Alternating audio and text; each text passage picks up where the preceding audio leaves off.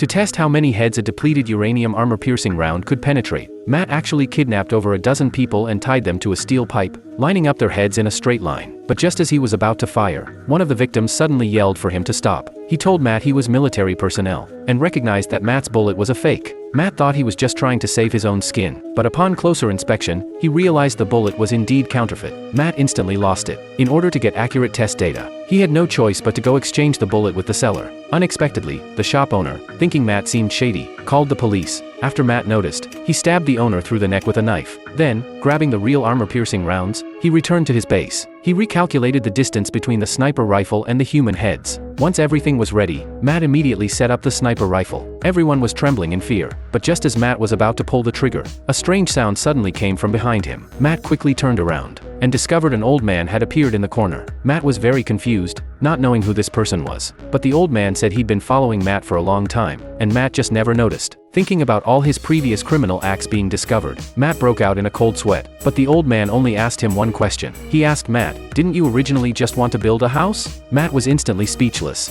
It turned out that due to family issues, Matt was very withdrawn as a child. He really loved the sound of mowing the lawn, because it gave him a sense of control and the thrill of ending life. From then on, a mysterious emotion took root and grew within him. When he grew up, Matt became an architectural designer. Because he inherited a large fortune, he decided to build his perfect dream house. But the man, a severe perfectionist, was never satisfied with the details, and in the end, the house was never completed. One day, while Matt was out buying materials, he was suddenly stopped by a woman. It turned out her car had broken down, and she wanted a ride. But before Matt could even agree, she familiarly got into his car. Matt was speechless, but since she was a woman, he decided to tolerate it for now. However, the more Matt held back, the more the woman thought she could bully him. Not only was she not grateful, she even mocked Matt for being poor and uncool. Matt slammed on the brakes. Before the woman could react, he grabbed a tool and killed her. Finally, the world was quiet. However, Matt wasn't scared. Instead, he calmly disposed of the scene, and dragged the woman's body to an abandoned cold storage unit. The place was very remote. No one would notice. Soon, the incident faded away without a trace. After succeeding a few times like this, Matt's methods became more skilled. He was no longer satisfied with just targeting strangers, so he specifically found a girlfriend,